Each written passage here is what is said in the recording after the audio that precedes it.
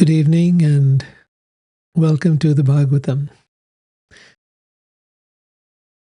In the last few episodes, we've been talking about King Nimi and how he was visited by the Nava Yogendras, the 9 great rishis, highly evolved masters, spiritual masters, who came to visit him as he was performing this yajna or sacrifice.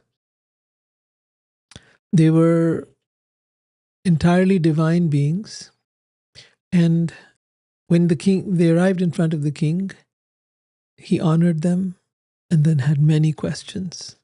So for the last 2 episodes, we've been discussing those questions and the elaborate and amazing answers that they gave. Today, we're going to go head deep into the essence of those beautiful learnings. And it comes with a lot of wonderful narratives about the incarnations of the divine, of the Supreme Godhead, and some very powerful predictions for the times ahead, Kali Yuga, the time that we live in now. So hang in there. It's going to be very interesting. So one of the Yogendras, Drumila, he now begins to speak. The king had asked, the Supreme Godhead descends into the material world by his internal potency and according to his own desire. Supreme Godhead, Sri Krishna, Vishnu, descends into this material world. So that Supreme Being comes here again and again and again, according to his own desire and by his internal potency, not because of karma. We are born because of karma. We have karmic, unresolved things that we've done in our previous lives, which then lead us to the next life. All our desires, and then the karmas that accumulate from those desires lead us to take birth again and again and again. The actions, the reactions, the desires, all of that together. But he comes by his own desire. And not only that, he comes by his own internal potency. We are part of the external potency of God. External meaning, this is called Maya, the illusory energy.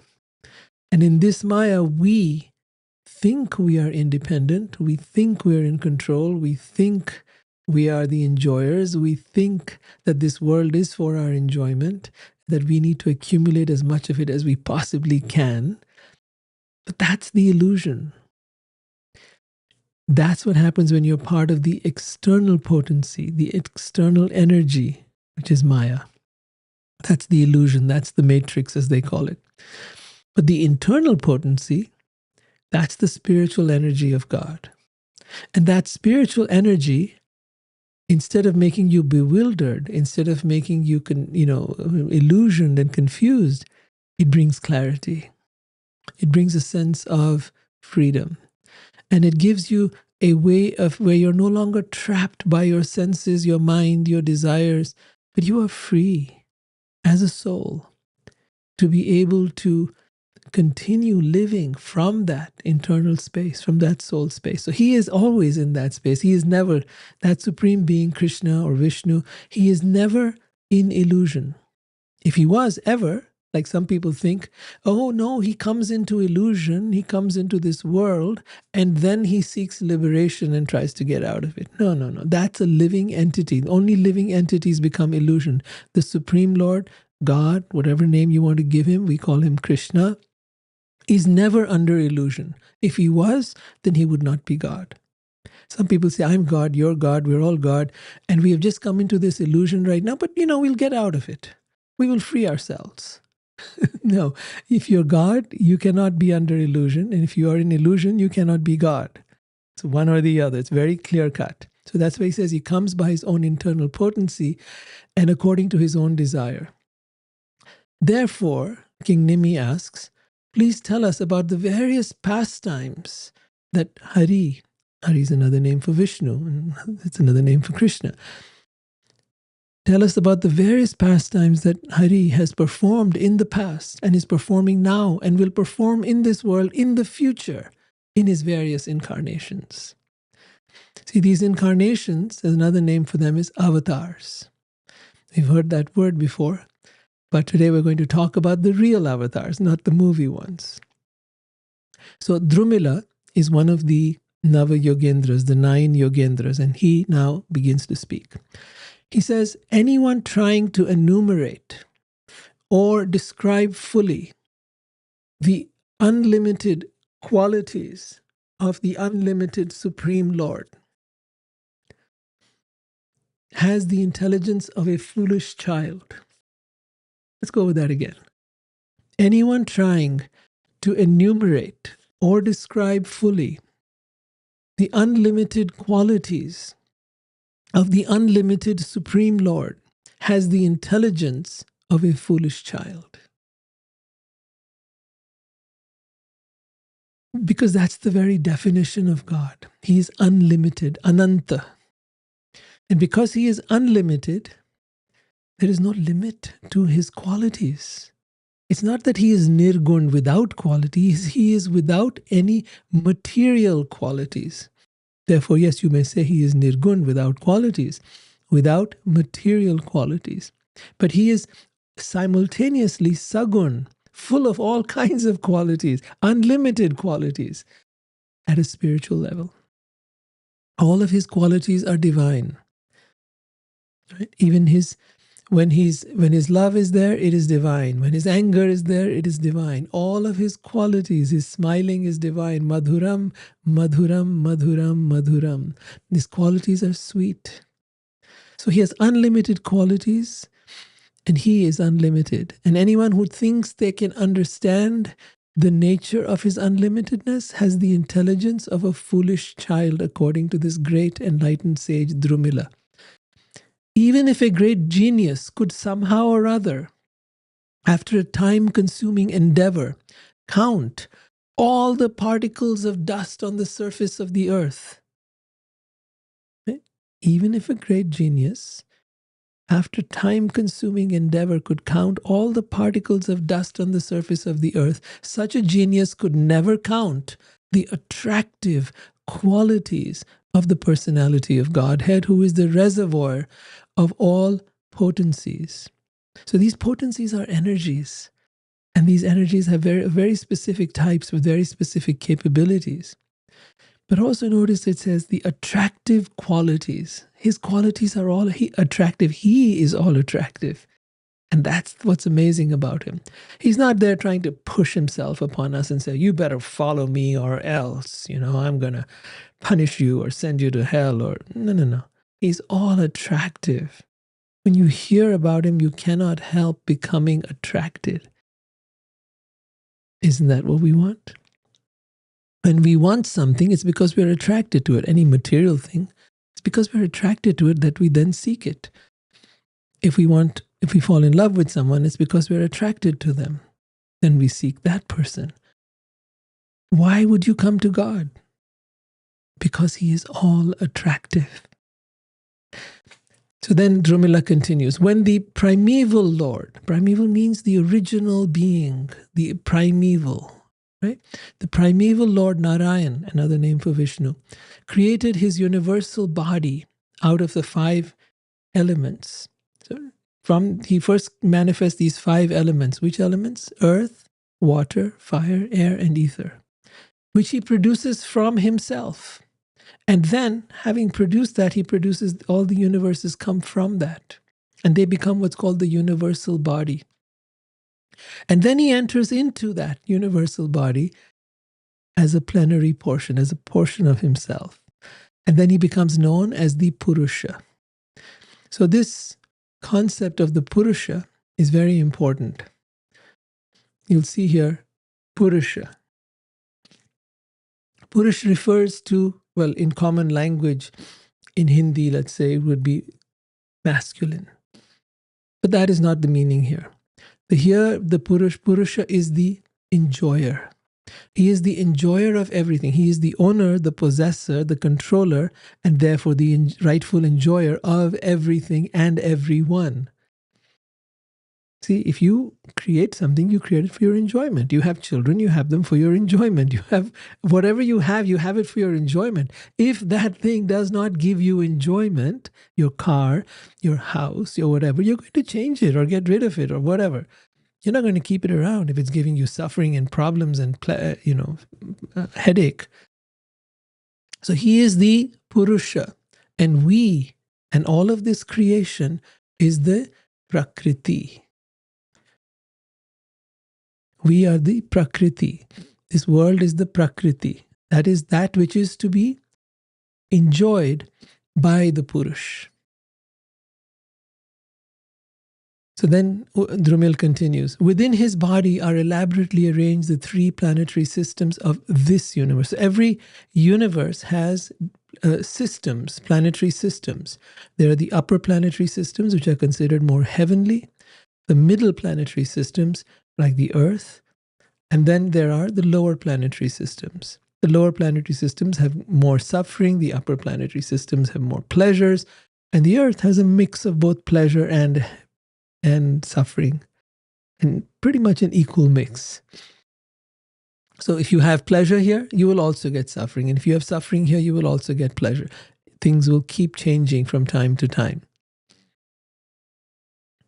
So within his body are elaborately arranged the 3 planetary systems of this universe. So this is his universal body. Krishna shows that to Arjuna in the Bhagavad Gita, where he shows him the universal form. He shows him this gigantic form within which are contained all the universes.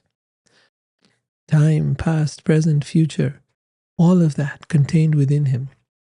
That's the same thing they're talking about here. So within him are all the planetary systems of this universe. His transcendental senses generate. So he has got transcendental senses. We have senses, but we have mundane senses. We have material senses. Jad buddhi. Jad buddhi is also there, and jad is our senses. They are also, as such, very, very limited. You can only see so much limited spectrum of light here, only so much limited sense of audio. And so is our intelligence, very limited. So his transcendental senses generate from them the knowledge acquiring and active senses of all embodied beings. So what are these knowledge acquiring senses? The knowledge acquiring senses are the Gyanindriyas.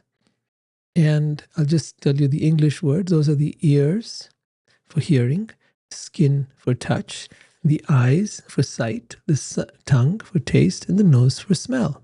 So this is the knowledge acquiring senses, right? This is how we get knowledge. This is how we get information. Gyanindriya. And then there are the working or active senses, the karma indriya. This is with what the senses with which we do karma. That is our speech, the mouth, for speaking or expressing ourselves, our hands for grasping things, for manipulating things, our legs for movement or walking, and ultimately the anus and genitals. So this is the karma indriyas. And all living beings have them.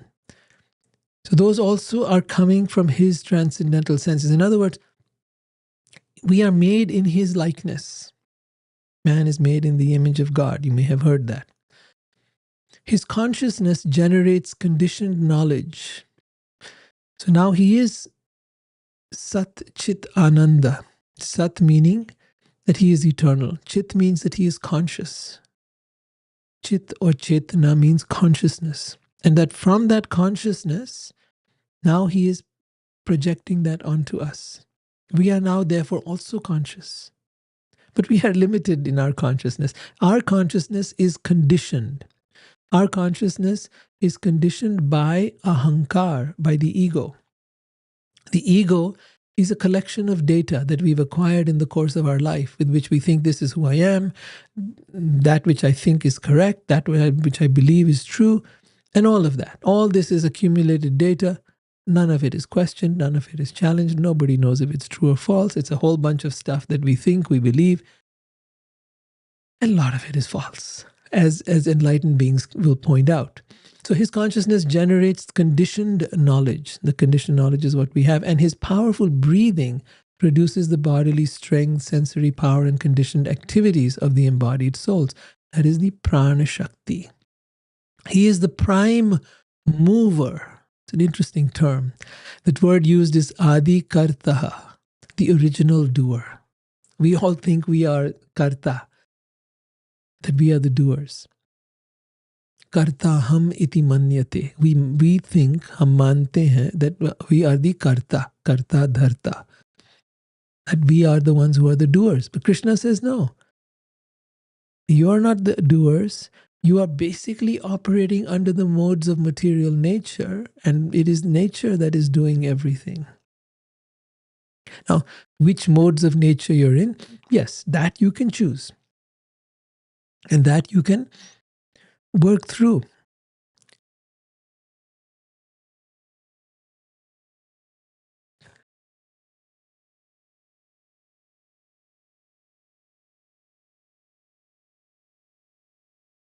So, all conditioned souls, he is the prime mover through the agency of the material mode of goodness, passion, and ignorance. So he's infusing this energy, which is called the modes of nature, goodness, passion, and ignorance.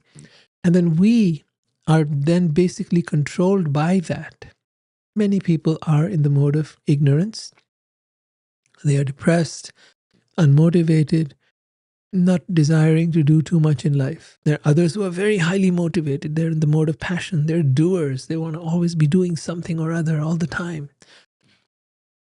And then there are those in the mode of goodness. They're more interested in being present, being still, being more intuitive, being more aware of things. They are more curious. They want to learn about spiritual matters. And then, of course, we have mixtures of all of these. And thus the universe is created, maintained, and annihilated. In the beginning, the original Supreme Personality manifested the form of Brahma through the material mode of passion in order to create this universe. The Lord manifested his form as Vishnu, the Lord of sacrifice and protector of the Brahmins and their religious duties to maintain the universe. So there's Brahma, there's Vishnu. Brahma is given the task of creating the universe. Vishnu maintains the universe. And when the universe is to be annihilated, that same Supreme Lord employs the material mode of ignorance, tamagun, and manifests the form of Rudra. See, Shiva or Rudra is coming from the same Supreme Godhead, Vishnu. The created living beings are thus always subject to the forces of creation, maintenance, and destruction. Now, the next few verses narrate a very, very beautiful story. And we're going to dive into this lovely narrative, which is about Nara Narayan Rishi. So long ago, in a sacred time, when the world still remembered the presence of divine among mortals, there appeared on this earth a most extraordinary sage, Nara Narayan Rishi. He was no ordinary ascetic, born of Dharma, the very embodiment of righteousness, and Murti. So these were two personalities, Dharma and Murti. Murti was the gentle daughter of the great progenitor Daksha. He was a living incarnation of divine serenity and wisdom. Not Daksha, but Nara Narayan. Nara means human, and Narayan is the supreme Godhead, Vishnu. So he, as in Nara Narayan, was a living incarnation of divine serenity and wisdom. Calm, luminous, and ever composed, Nara Narayan resides even today in the quiet and remote sanctuary of Bhadrik Ashram, surrounded by the snow-capped Himalayas and the sacred winds of eternity. But he didn't merely retreat from the world. He taught the world. He exemplified bhakti, devotional service, in its highest form, a path by which the endless wheel of karma and material entanglement grinds to a halt. Not only did he speak of this path, he lived it. He practiced what he preached with perfect discipline and compassion. Even today, great sages and saintly beings travel to Bhadrik Ashram just to touch his lotus feet and absorb his divine energy. But as often happens in tales of divine greatness, envy stirred in heaven. Now we have a little twist to the tale. High in the celestial realms, Indra, the king of the demigods, of the Devas, right? The king of the Devas is Indra. He grew increasingly disturbed. And as he observed Narayan's intense austerities and ever-increasing spiritual power,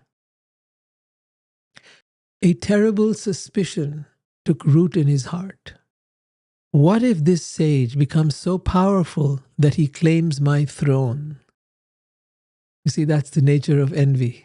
You're always scared. You've got great power. You're the king of the heavenly kingdoms, of all of them. And you're afraid now. What if somebody comes and takes my place? What if someone takes my throne? This sage is becoming so powerful. He's becoming so, like, nothing can, he's just developing so much spiritual energy and so much power that maybe one day he'll want to claim my throne. It's not the first time. It's happened before. So blinded by pride and fear, Indra made a familiar mistake.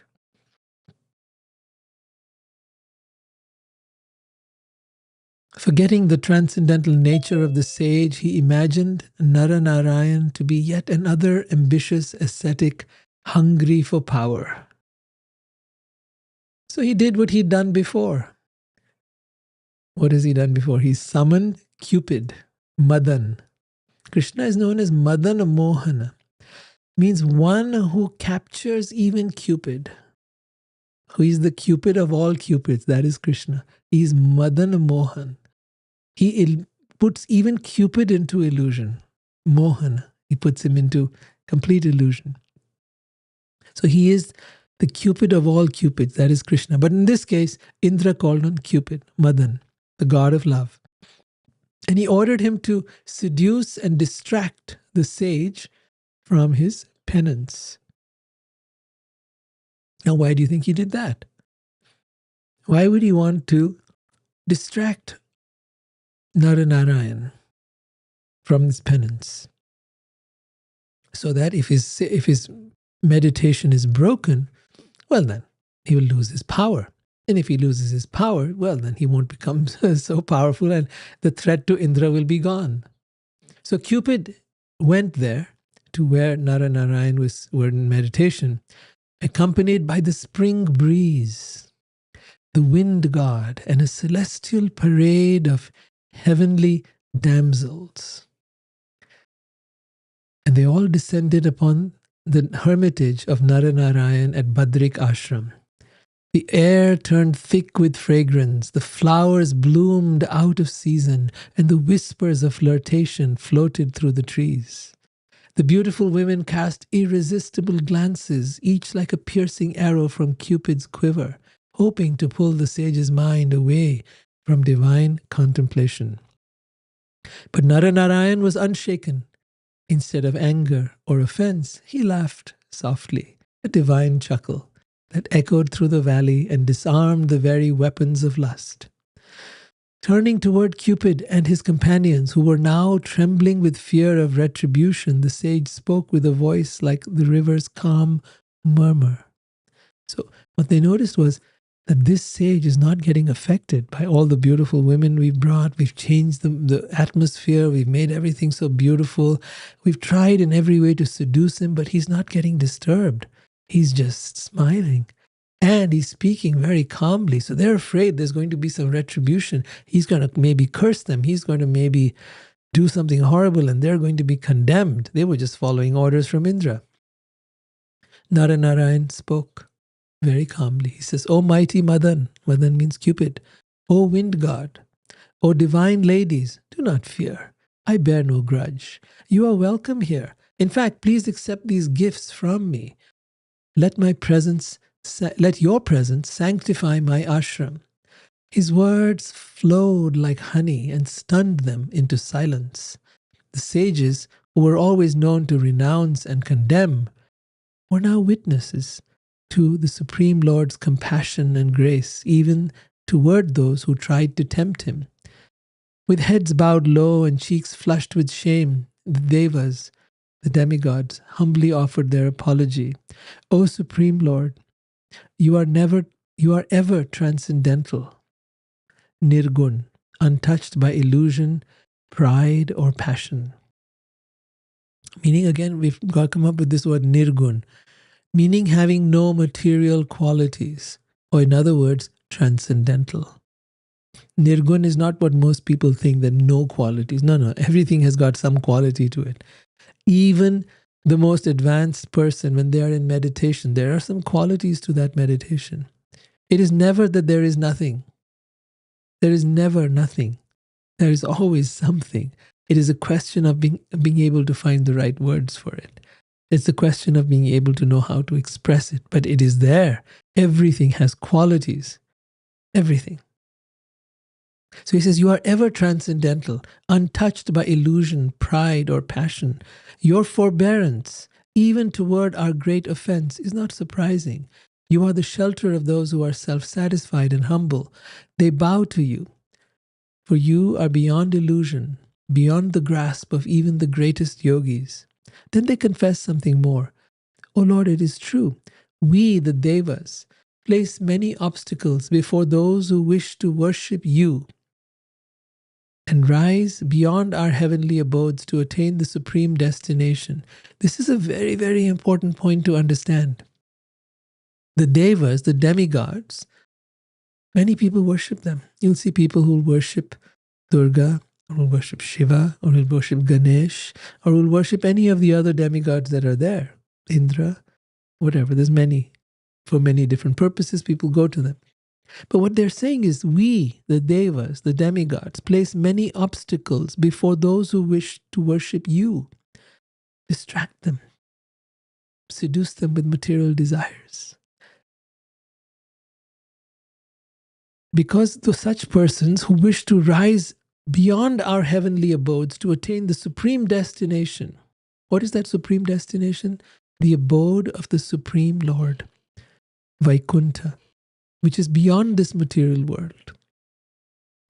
It is said, Krishna says in the Bhagavad Gita, that one who comes to my abode never returns to this temporary and miserable world. He describes that abode, that there is no need for sun or moon. It is self-illumined. And it is complete in every way. So those who wish to merge into the light, you've heard of those people who want to do that. Or those who wish to go to the Vaikuntha planets in the spiritual world. These are the people he's talking about. So the devas place many obstacles on their path.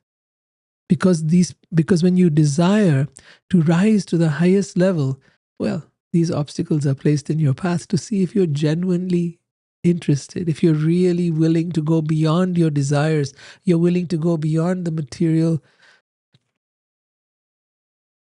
hankerings for pride, for fame, for recognition, for respect, for all the things that all of us strive for. Are you ready to go beyond all that? So, meanwhile, the devas will be very, very expertly trying to distract you and pull you away. Those who worship us, the devas say, in rituals, suffer no resistance.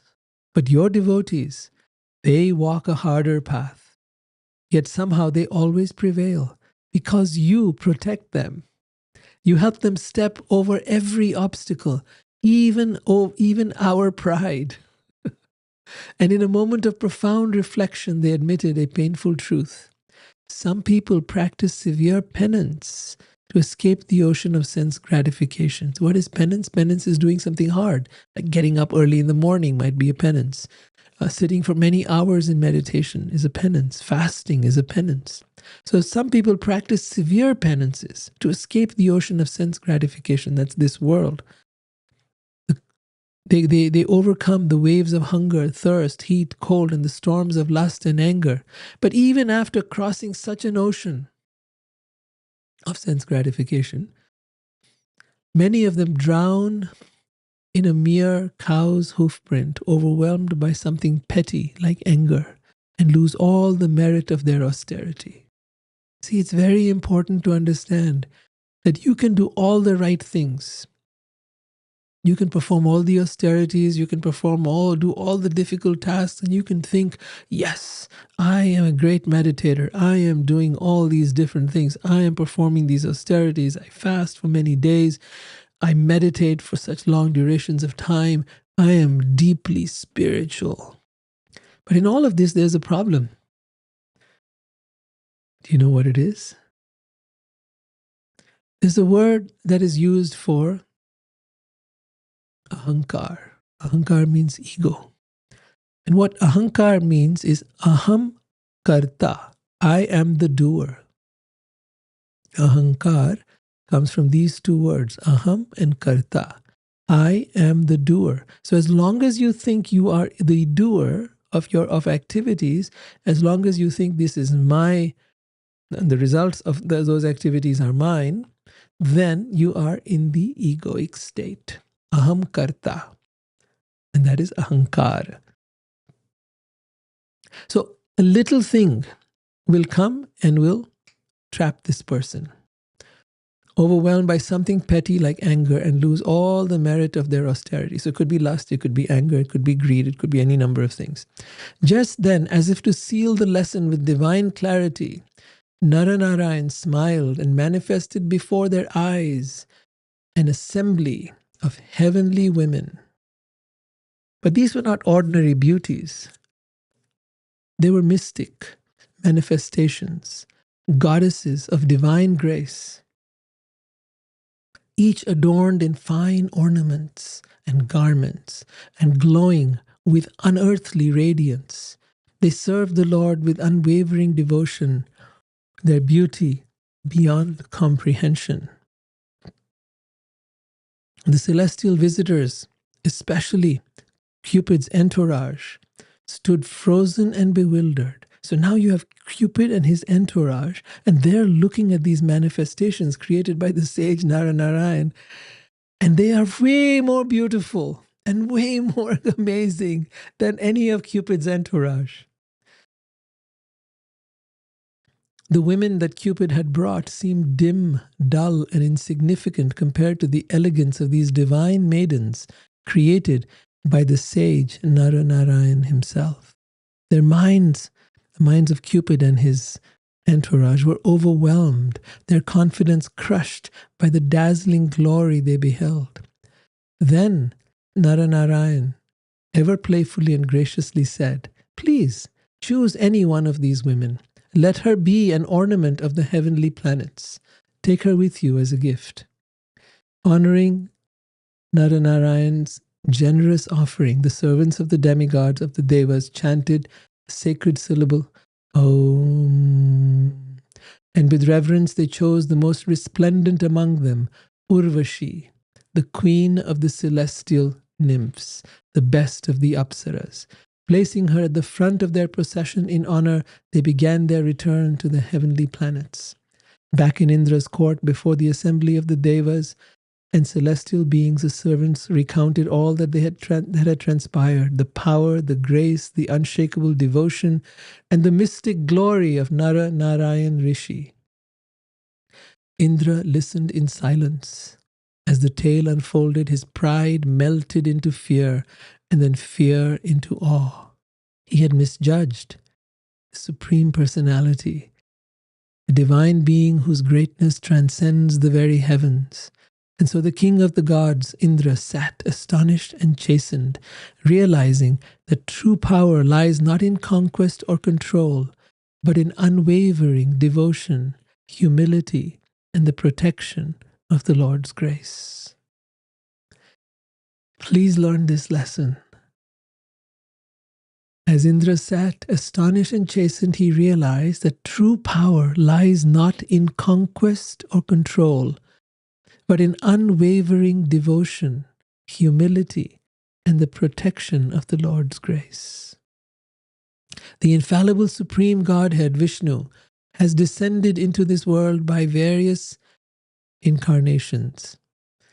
Now we're going to go through a number of them as he recounts this whole series of incarnations. Now, earlier in the Bhagavatam, all of this has been mentioned.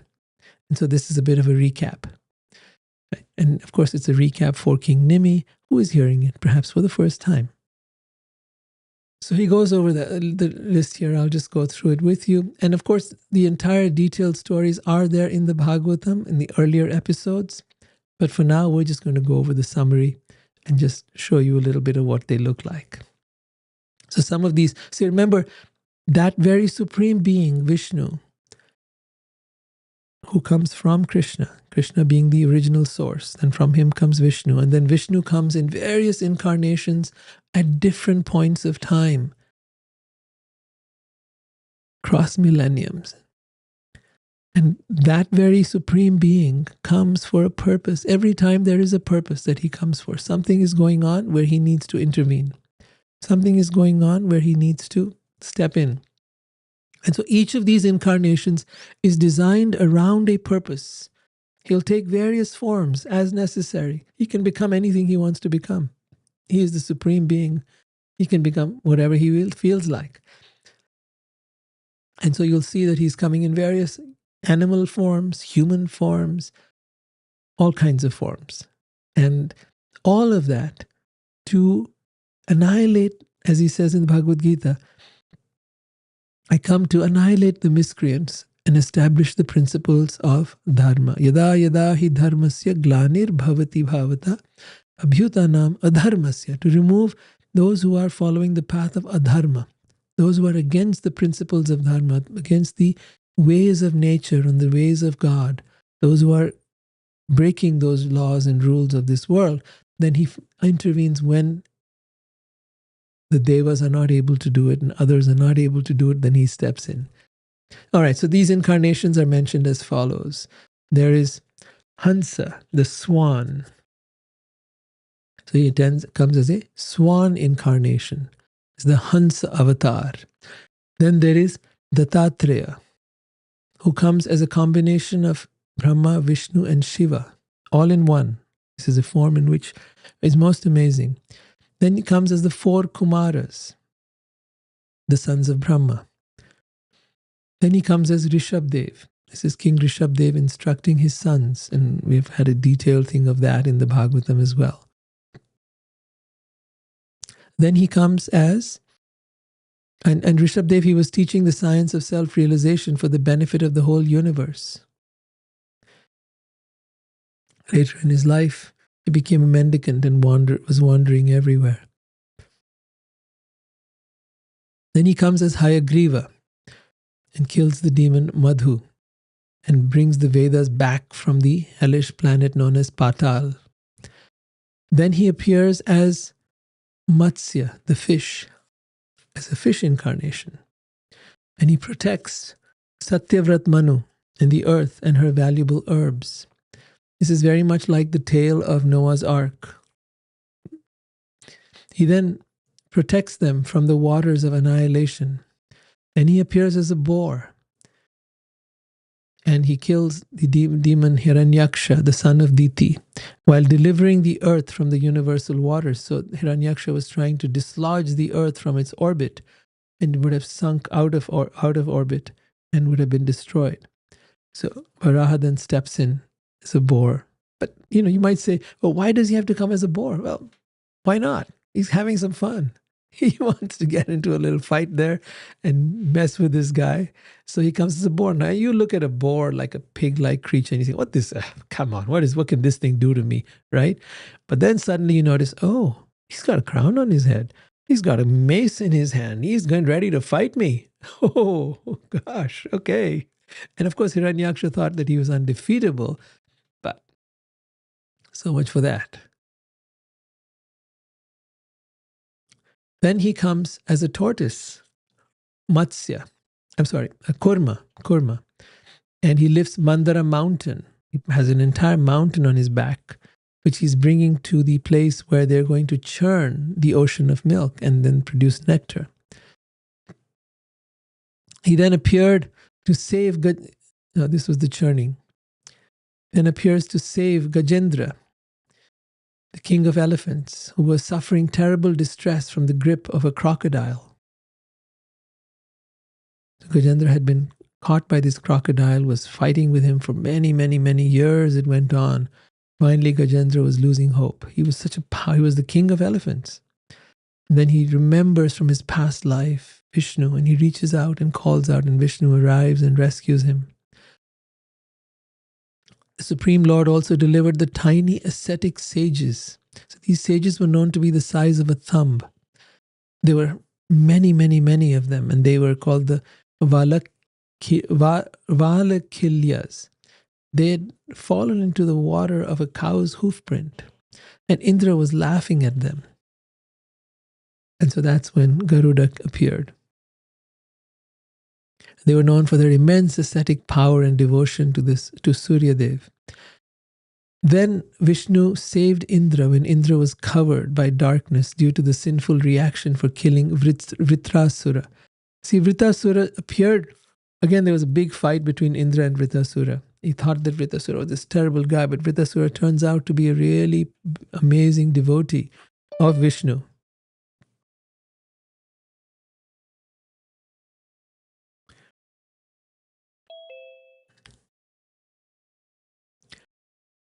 So we have Vishnu again saving Indra when Indra was covered by darkness due to the sinful reaction for killing Vritrasura. Then, when the wives of the Devas were trapped in the palace of the Asuras without any shelter, Vishnu saved them. Then he came as Narasingha. You may have heard of this one. And he killed the boy Prahlad's father, Hiranyakashipu, who had been torturing and tormenting the boy and trying to kill him. But that boy was his devotee. And so Supreme Lord Vishnu comes in the form of this half man, half lion and rescues his devotee. Then he came as Vamana to King Bali.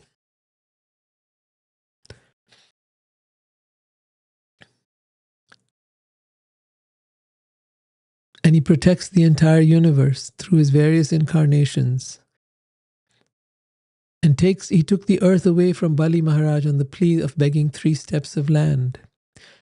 He then returned the entire universe to the sons of Aditi, or to the Devas. Then he appeared as Parashuram in the family of Brighu, as a fire that burned to ashes the dynasty of Haihaya. Thus Parshuram rid the earth of all Kshatriyas 21 times.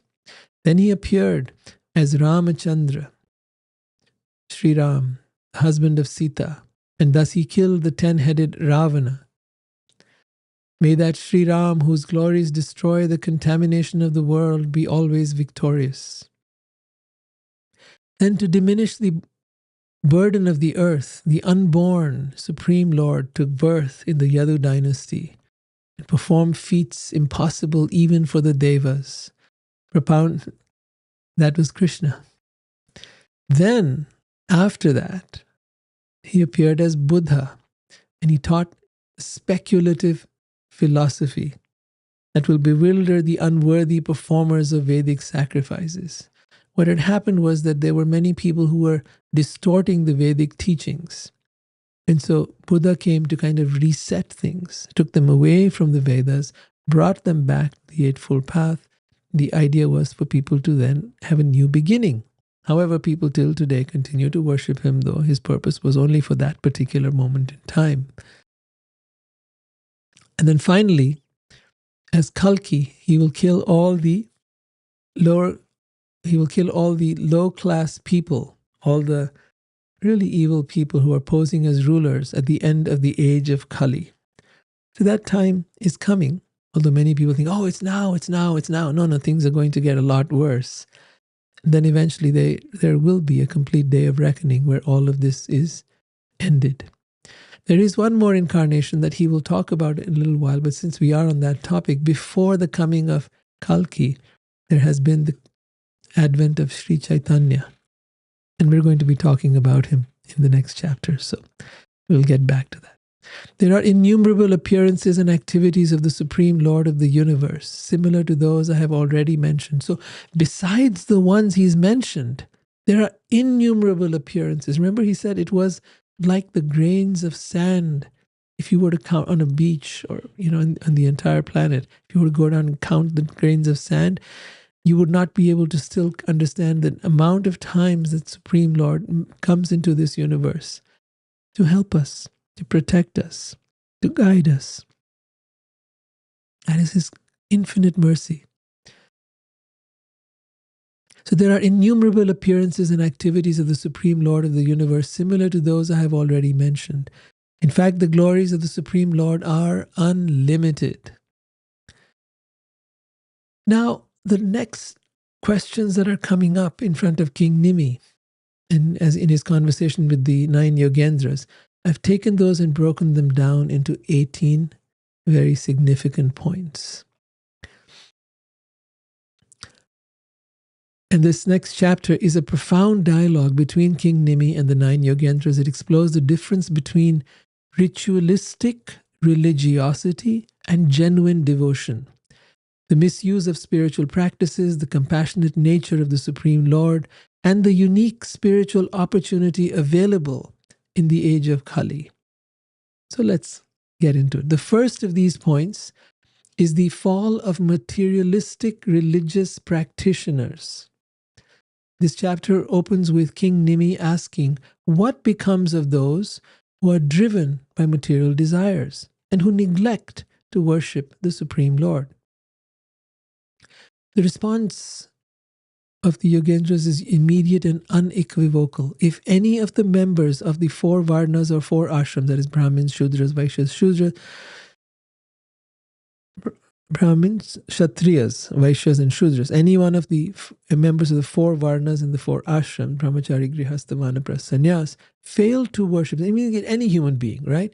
Fails to worship or intentionally disrespects the personality of Godhead, who is the source of their own creation, such a person will fall down from their position into a hellish state of life.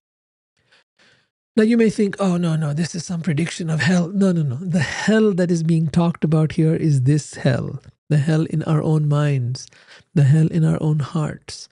And that is the hell we live in day after day after day. As we struggle and strive and no matter how much we achieve, we're on this treadmill, never quite getting to our destination. We have goals, but those goals, they're temporary. But they never give us what we really want. A person who does not honor the Supreme Lord forfeits his spiritual progress. So you may make all kinds of spiritual progress, but if you insult or dishonor the Supreme Lord, like you say, he has no arms, no legs, no form, no this, no that, that's dishonoring him. What do you mean he doesn't have something? How can he not have something? Right? That's dishonoring. And so you lose your spiritual progress when you do stuff like that. The implication is that birth or external religious practices are not sufficient. Real spiritual evolution or elevation depends on acknowledging the supreme source of everything and acting in devotion. The second point here is about misguided ritualism and pride in Vedic authority. Now, this may not apply to the Western world as much, but it's very much in India. But again, in the Western world, you may think in terms of people who are very religiously inclined. So text numbers 4 to 9 deliver a very powerful critique of those who misuse the Vedic knowledge to pursue material goals. It says, ignorant of the art of work, like Krishna is talking in the Bhagavad Gita of the art of work, karma yoga. Right? What is that karma yoga, and how by work you can free yourself from karma, even by working. Although all action leads to karma and all of that has reactions, there is a way to work that frees you from all karma. And that is what they mean by the art of work. So ignorant of the art of work, such arrogantly proud fools, enchanted and enlivened by the sweet words of the Vedas, it could be any religion actually, pose as learned authorities to offer flattering entreaties to the demigods. So what these verses are warning us against is spiritual hypocrisy. When religion is reduced to rituals aimed at material gains, it degenerates into spiritual materialism. I really want you to think of this point. Most people who follow any kind of religion, it is for this very thing, for material gains. And therefore can be aptly called spiritual materialism. And that is not going to bring you to God, nor is it going to free you from the cycle of birth and death, nor is it going to help you evolve and grow spiritually. It is going to keep you stuck in the world. You're trying to manipulate the world, the universe. You may think, oh, I'm just trying to manifest. I'm going to do the law of attraction. I'm going to manifest my desires. Well, those desires, which you've never asked the question, will keep you stuck in this world. The more you desire and the more you get, the more attached you will be, and the more you will keep on wanting more and more and more. It's an intoxication. It then says, even Brahmins and Kshatriyas privileged with access to Vedic wisdom can become spiritually blind if they forget that all rituals, all spiritual practices are meant to lead to love for God, not material success. The third point that is made here is about sense gratification disguised as spirituality.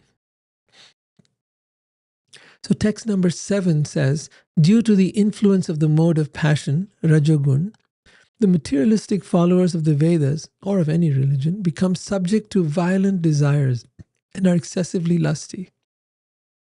Violent because they're no longer compassionate for other living beings. They just want what they want. They don't care who they've got to walk over or hurt or harm in the process of getting their desires met. So they are subject to violent desires and are excessively lusty.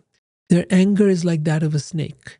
Deceitful, overly proud, and sinful in their behavior, they mock the devotees who are dear to Lord Achyuta or Vishnu. They worship their wives, and thus their homes become dedicated to sex life. So when they say sex life here, it means having children, having a house. You dedicate yourself to building your empire, your palace, your beautiful home, and that becomes the goal of your life.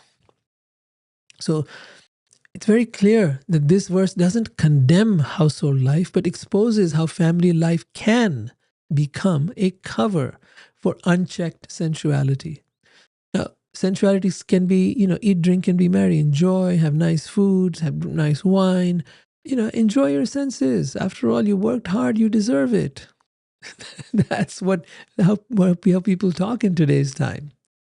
And then if they go to the temple or they go to the church or they go to something, they offer some charity, whatever, sacrifices are misused for killing animals and seeking material enjoyment rather than spiritual upliftment. Religion becomes a pretext for indulgence and not renunciation. True dharma should lead to detachment from the world. It doesn't mean you give up the world. It simply means you realize that none of this is mine. It all belongs to God. Whatever I have belongs to God, and everything I have is for His pleasure. That is true renunciation. It's not about leaving the world. How can you leave something that was never yours in the first place? How can you give up that which was never yours? Nothing in this world was ever yours. You thought it is. That's your illusion. Giving up that illusion is the whole point of following dharma. Number 4, false pride and the blinding power of material success. I think you'll all agree how blinding material success can be. And how blinding it can be when we don't have material success too. Both can be very, very blinding. We can think, oh, poor me. Why don't I have what that person has? I wish I had what they have. So this verse says, blinded by false pride, such cruel persons blaspheme the supreme Godhead and His devotees. Here, pride is shown as a spiritual disease that arises from attachment to wealth, education, beauty, or religion or religious practices. Such pride causes people to mock real devotees, seeing them as weak or foolish, and leads to alienation from God. Then next it talks about spiritual or scriptural allowances are for gradual elevation. They're not a license, meaning the personality of Godhead is eternally, the verse says the personality of Godhead is eternally situated within the heart of every embodied being, I mean, within the heart of all of us. He's here with each of us. Still, that Supreme Lord remains situated apart. So although he is within each of us, although he's within every atom of the creation, still he remains apart, just as the sky, which is all pervading, does not mix with any material object. It's a beautiful example. The sky is all around us. It's everywhere.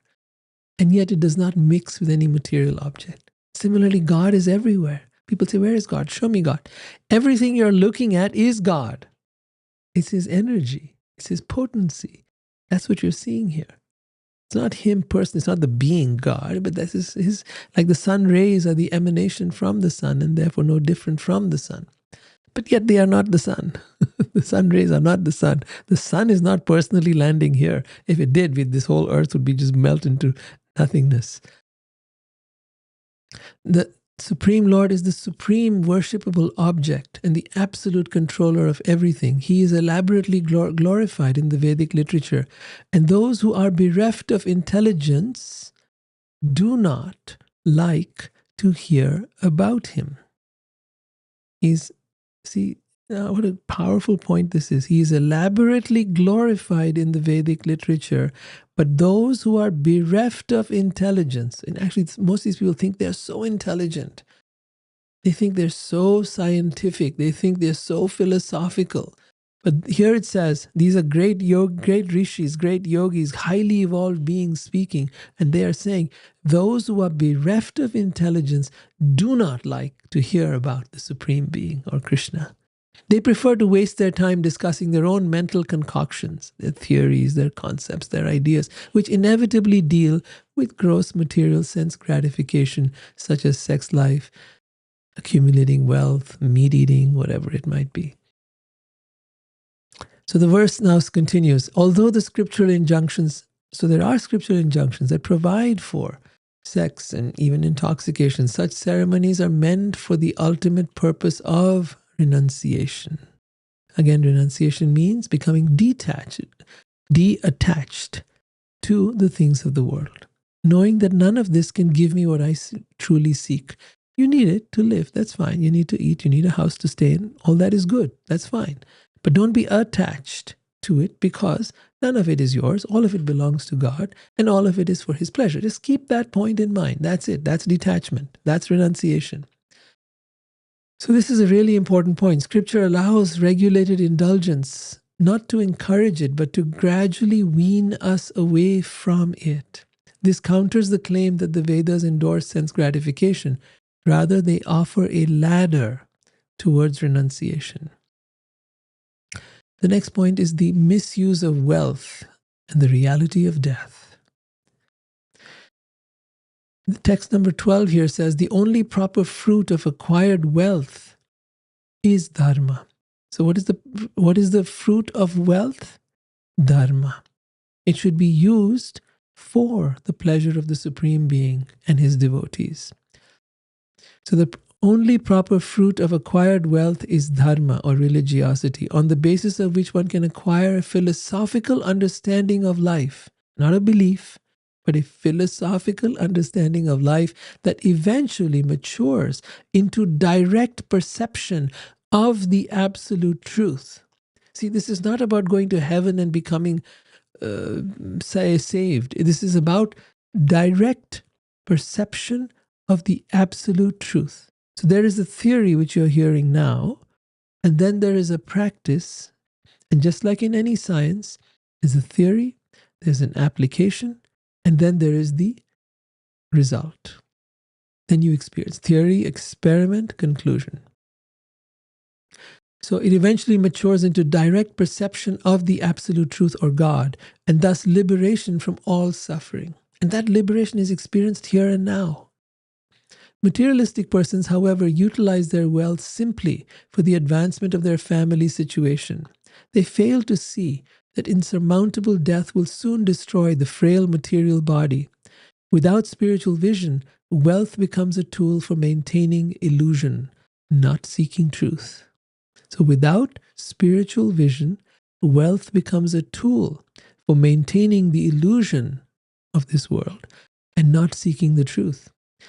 But as this text warns us, death destroys all material achievements, and those who have not cultivated knowledge of the Absolute are left empty-handed.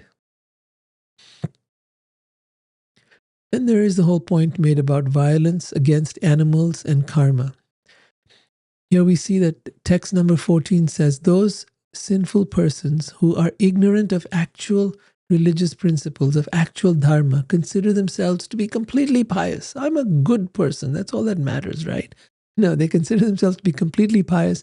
And without compunction, without any guilt or compunction, they commit violence against innocent animals who are fully trusting in them. In their next lives, such sinful persons will be eaten by the same creatures that they have killed in this world. Today, I am eating you. Tomorrow, you will come and eat me. That is the way of karma.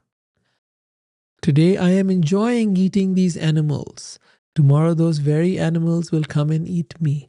That is the way of life. Don't have to believe it, but karma is everywhere, in everything you do. Don't think anyone escapes it. So this is a very sobering karmic principle. Those who exploit animals without true dharma, grounding, will face exact retribution. It is not just about compassion, but about justice and spiritual blindness. Now the next point is about material attachment as the root of envy and fall down. The conditioned soul becomes completely bound and envious. Envy is the supreme Godhead. Material attachments distort our perception so deeply that we begin to resent other people's success. We envy the divine, or we envy God, and ultimately we fall into deeper ignorance. Then we come across the triple path of karma, known as dharma, artha, and kama. So these three, dharma, artha, and kama. Dharma is performing your duties, whether that is religious duties or whether that is your duties to your family or your country or whatever. And artha is making money, and kama is enjoying, sense enjoyment. So three things. You do your duties, you make money, the dharma, and then artha, you make money, and kama, then you want to enjoy. So most people, they follow this threefold path and they become the killers of their own soul. These heavy words, man, I'm telling you, these are heavy words. They follow this threefold path, doing their duty, making money, and then kama, enjoy. Let's enjoy. And what is the result? They become killers of their own soul. Now, the soul, of course, cannot be killed, but what it means, it becomes hidden, obliterated. So dharma, artha, and kama are valuable only when directed towards moksha. That's why it says the purusharthas, four of them, dharma, artha, kama, moksha. The goal of all activities should be moksha, liberation. But there's all kinds of liberation. We've talked about it in the past. If one stops short, then the soul becomes stunted. The next point they make out here is about the cycle of hope and frustration. Text number 17 says, the killers of the soul, again, it's not literal, it's metaphorical killers of the soul, are never peaceful because they consider the human intelligence is ultimately meant for expanding material life. Thus, neglecting their real spiritual duties, they are always in distress. They are filled with hopes and dreams, but unfortunately, these are always destroyed by the inevitable march of time. Those who have turned away from the Supreme Lord Vasudeva or Vishnu or Krishna, being under the spell of the Supreme Lord's Maya or illusory energy, are eventually forced to give up their so-called homes, children, friends, wives, and lovers, which were all created by Maya, the illusory potency of the Supreme Lord, and enter against their will into the darkest regions of the universe. So this verse here exposes the emotional toll of materialism. We're always hoping and always being defeated. Samsara, the cycle of birth and death, is not just philosophical bondage, but it is an emotional prison. prison of attachment, a prison of loss. The next point made here is about that the divine or God appears in every age to guide humanity. So we see now from the next few texts, 20 to 31, we learn how the Supreme Lord incarnates in each yuga. In Satya Yuga, he appears in a form that is white, austere, meditative.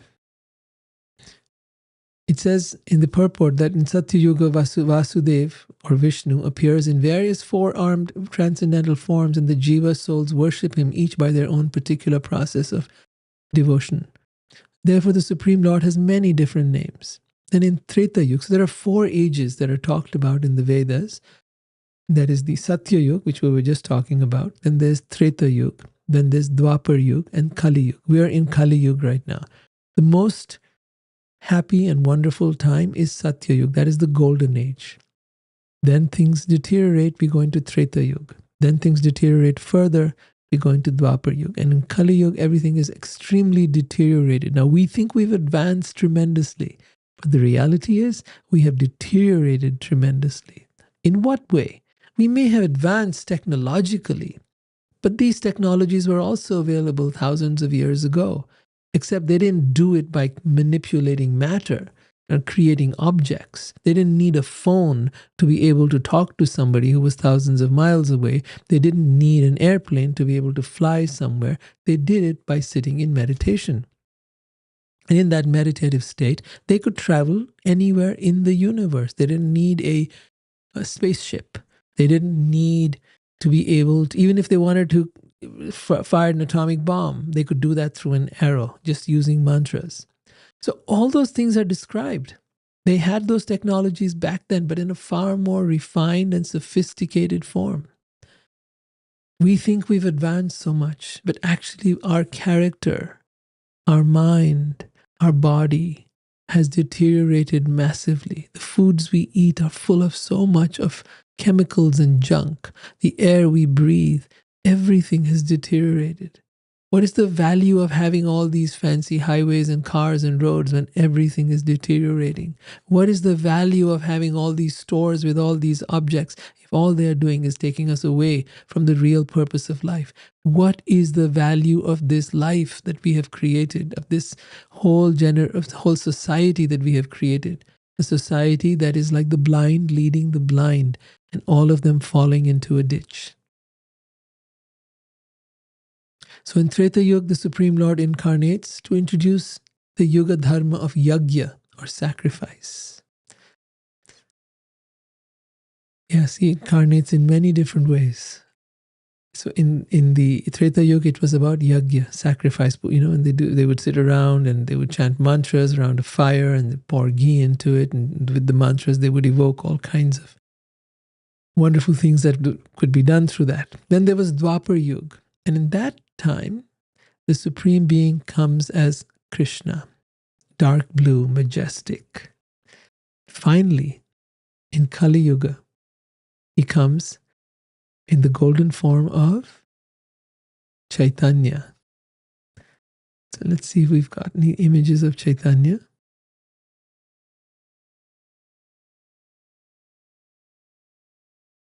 Yes.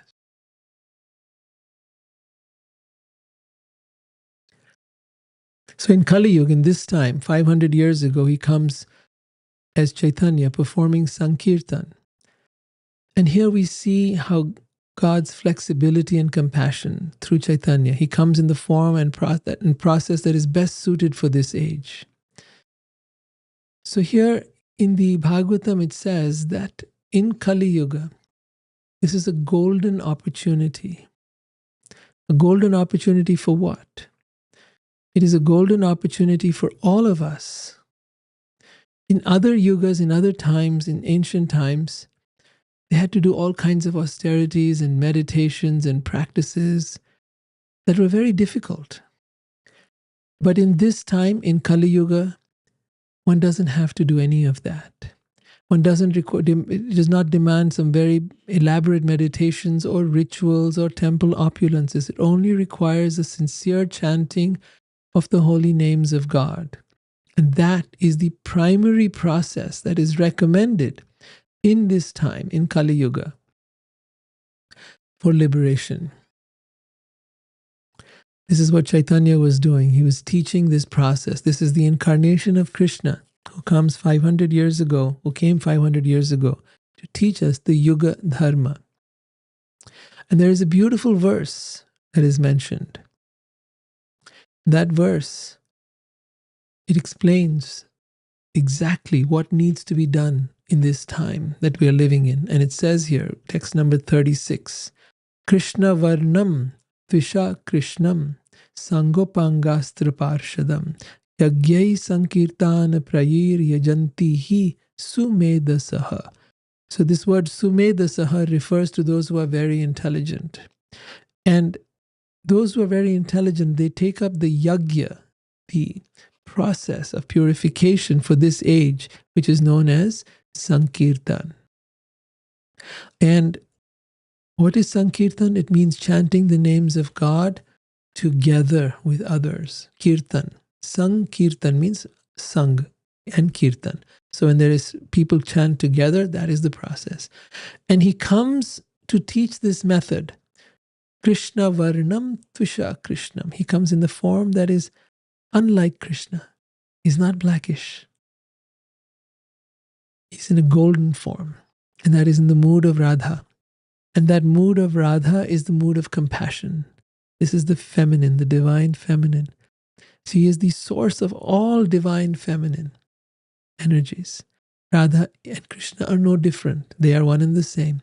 And yet they come here in this particular form of Chaitanya to teach the Mahamantra. Hare Krishna, Krishna Krishna, Hare Hare, Hare Ram, Ram Ram, Hare Hare.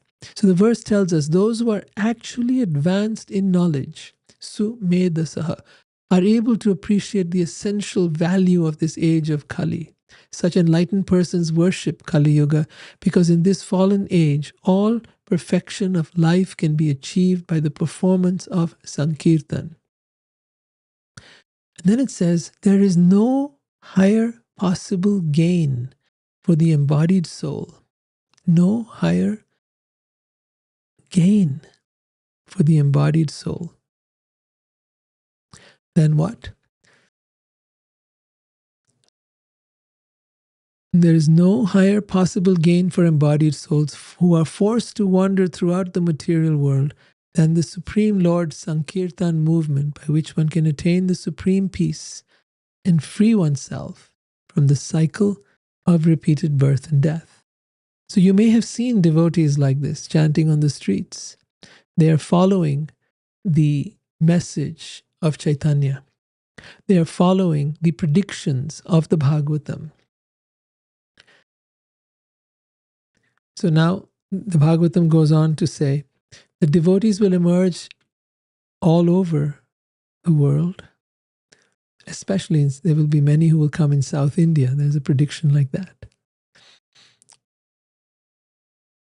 This prophecy is historically true in Tamil Nadu, Kerala, Karnataka. They gave rise to many of the Bhakti saints like the Alvars, the Ramanujacharya, Madhvacharya. The waters of these rivers, Kaveri and Tamraparni, are sanctified by their devotion.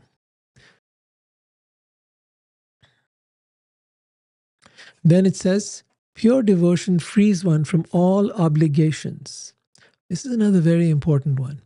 It says here that one who has given up all the material duties and has taken full shelter of the lotus feet of Mukunda, Mukunda is Krishna, one who's taken shelter of the Supreme Being, Krishna, who offers shelter to all, is not indebted anymore to the demigods. See, every one of us is indebted to the devas, to the demigods. They have given us, they are the ones who are in charge of everything from sunshine to rain to the earth, bhumi.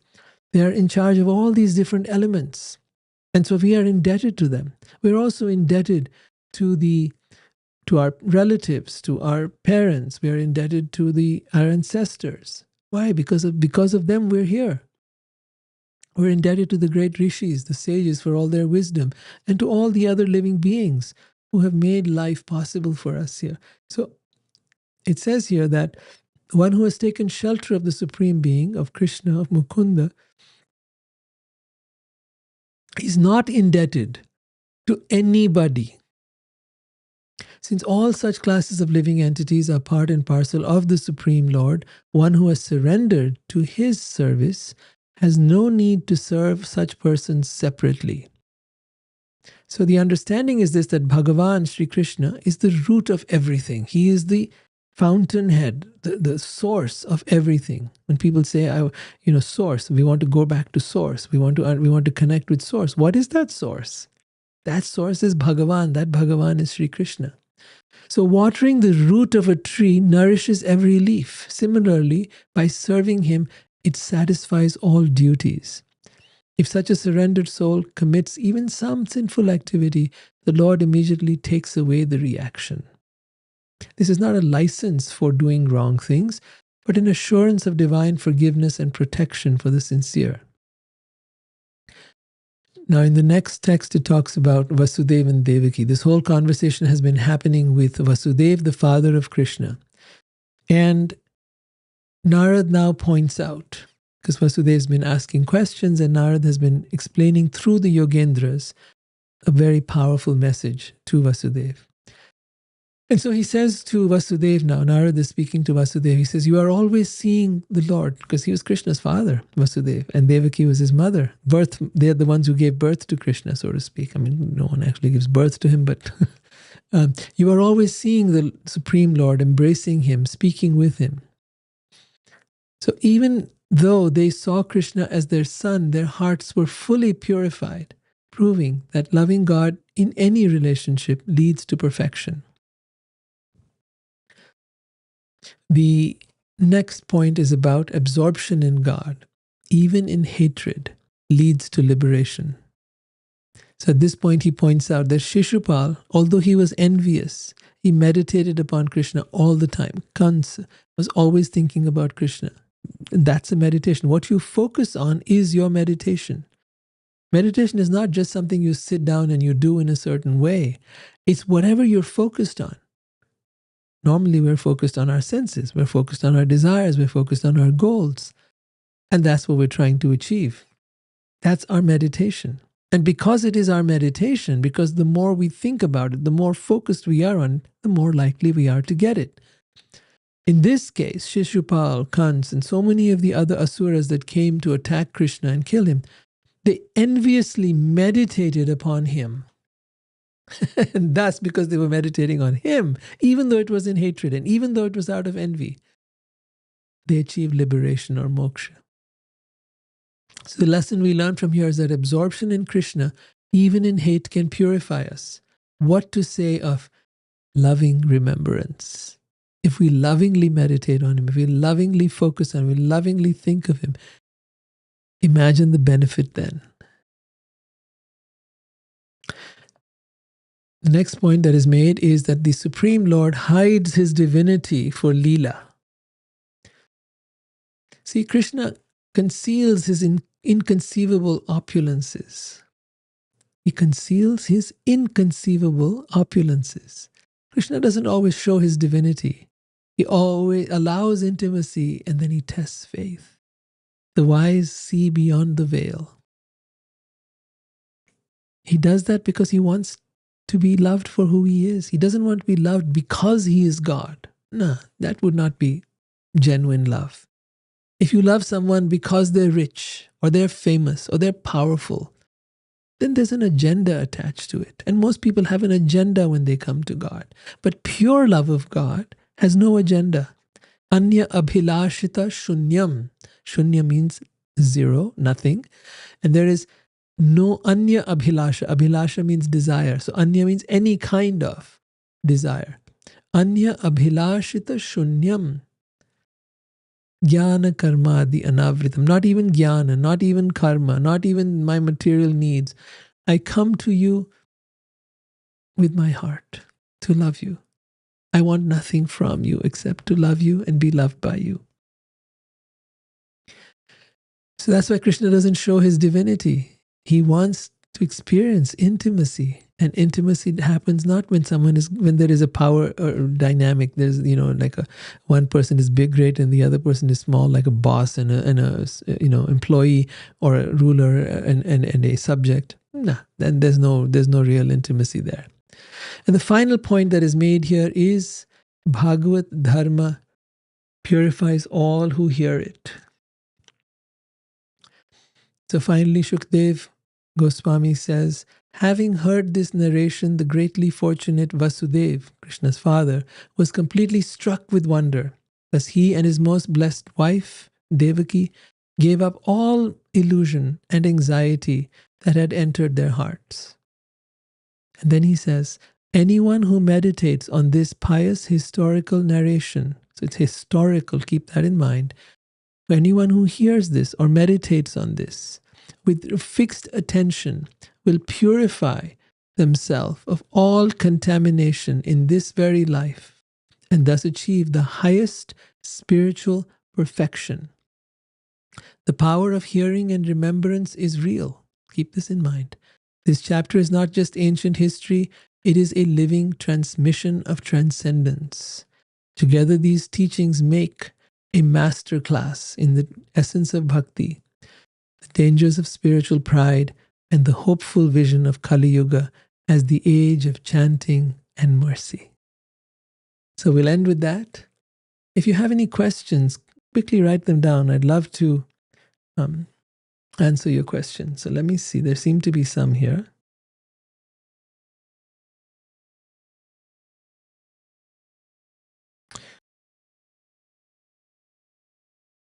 So there's a question here by Gratitude Girly. She says, I don't mean to be disrespectful. No, you're not being disrespectful. Please ask your questions. I'd love to hear from you. But if devotion to Krishna means losing everything, our loved ones' wealth and comforts, then why should we feel drawn to him? I'm not sure where you got the idea that it means losing everything. No, you can't lose anything. Whatever you have is his. It was his. It will be his. It is his now. But he has given it to you, so use it well. Enjoy it, but enjoy it with him. Stay connected. That's all he's asking. He's not saying to give up the world. It doesn't mean losing everything. It doesn't mean losing your loved ones or wealth or comforts. No. Have all of it. Do you think that Ram's father, Dasharath, was going and living in the forest? No. Nor did he live in an ashram. He lived in a palace. The Pandavas, they lived in palaces. They went through a lot of stuff, no doubt. There were times where they couldn't live in the palace. They were banished from their kingdom. But they were kings. They were princes. They lived as princes. So if you are in a particular occupation or in a particular job or business, then live accordingly. Make money. Do what you've got to do. But always remember that all of this is his. My family member are his. If I have any children, they are his. I am his. And all that I possess is his. That is all. And then use it for his service. Engage people in his service to the best of your ability. You can't force anybody, but you can connect them. You can live your life as an example of someone who is deeply and devoted to Krishna and to following his way. It's a path of love. Right? So Krishna says, whatever is mine is yours. But also whatever is yours is mine. Think about it. When you love someone, right? You love someone, you marry this person, you have a relationship with this person, then whatever belongs to that person belongs to you, but whatever belongs to you also belongs to that person. It's not difficult to understand. Krishna is not saying to give up anything. He's saying that whatever is yours is mine. And whatever is mine is yours. Now, how much more does he have than what you have? Right? Think about it. All right. Any other questions? I love it. I really love that when people come up with questions, and it's really it means you've been thinking. And that's a great thing. Because we want people to think. We don't want people to just blindly believe. Brandon was saying here, I wasn't able to see this whole video, but coincidentally, I was just seeking out how to connect with Divine Mother. I'm curious about connecting with Radha. Any advice for a Westerner about this? Brandon, what a wonderful question. Thank you. Yes, Radha is the original Divine Feminine, the original Mother. And because of that, she is the most compassionate of all aspects of God. She is the mother of all compassion. But to understand Radha, you must first understand Krishna. They are both one. They are the original soulmates. This whole concept of soulmates has come from them. They are the original soulmates. They are one being in two parts, masculine and feminine. To understand Radha, first understand Krishna, read the Bhagavad Gita. And when you read the Bhagavad Gita, you'll understand who is Krishna and what is, because he is the all-attractive one. And Radha, although she's his feminine aspect, he is constantly worshipping her. We worship him and he worships her. And also we can directly worship her if we like. But there is a deep mystery and learning to be had in understanding Radha and in worshipping her. She is the most merciful of all. She is the one through whom you can easily get to Krishna. But first you must understand him, because that's what she wants us to understand him, to understand that aspect. So he is the one who's kind of in the front. She stays in the background because she is the key to all spiritual growth. Spiritual growth on this path is not about doing some hard work or some difficult practices or struggling by your own efforts, because that's all egoic. Like I said earlier, the definition of ego in the in Vedic literature is ahankar. Ahankar comes from two words, aham karta, I am the doer. So if even in your spirituality you think you are the doer, then you're making a great mistake. True progress in spirituality comes by divine mercy. And divine mercy, because we're trying to get to a level that is far beyond our capability. Yes, you can struggle with this for thousands of years and try to advance spiritually. Krishna discusses this in the Bhagavad Gita, 12th chapter. For thousands of years, you can perform great meditations and austerities and practices to try to elevate yourself. But that which takes thousands of years can happen in very short time by the mercy of the divine, and particularly the mercy of Radha. So I hope that clears things up. There's a lot we can talk about on this, but I'd need to hear more from you as to what exactly you're thinking and what exactly you're wanting. Anyone else? This is great. Thank you for your question. All right, then if nothing else, we're here every Tuesday at 8 p.m. Eastern, which is 5 p.m. Pacific, Tuesday evenings. I'd love to have you back again, and we'll keep continuing with the Bhagavatam. We've actually come pretty far into the 11th canto now, and we've been doing this now. This is, I think, episode number 138. You'll find all the episodes there on my YouTube channel. Just look for my name, Rohit Juneja, or type in at Rohit Juneja. You'll find me that way easiest. And yeah, if you need to know how that's written, let me see. I'll just write it down for you. Type this down in YouTube and you'll be able to find me easily. And once you're there, look for the playlist. It's called Divine Love Podcast. It's about the Bhagavatam, and I've been doing this now for a couple of years. So yeah, you'll see there's 130. This is the 138th episode. That means each one of these is about an hour or longer. So you got a lot to catch up with. But the first I think I would recommend is read the Bhagavad Gita. All right, so with that, we'll wind up. Thank you so much for being here. Hare Krishna.